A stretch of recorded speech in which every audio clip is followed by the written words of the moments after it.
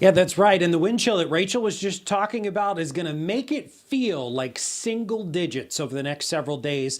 That can quite literally threaten your life, but it can also threaten a lot of damage to your property, including, yes, you guessed it, frozen pipes, which is one of the reasons why the state has activated their severe cold weather protocol.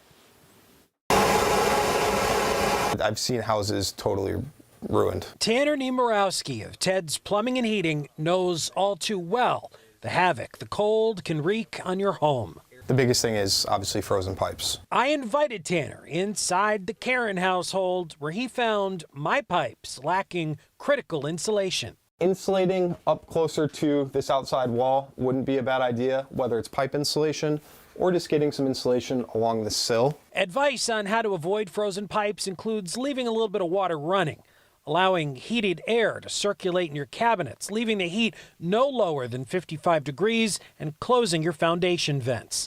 And don't forget about those outside spigots. Shut off the valve and then open up the outdoor portion. That's going to relieve any little bit of water that's left in there. But let's also not forget there are roughly 4,000 people in Connecticut who are not fortunate enough to have a home. It's really hard to be outside right now. For anyone. For them, even finding a bed is a challenge. Say in some communities, I'm hearing about people being turned away because there's just not the capacity that is needed. Sarah Fox is the CEO of the Connecticut Coalition to End Homelessness. She told Fox 61 that tonight about 250 people will instead be sleeping in a tent or encampment, including 30 kids. We're in the middle of an affordable housing crisis. And people are falling into homelessness very quickly. And it's really hard for any citizen across the state to find an affordable rental unit.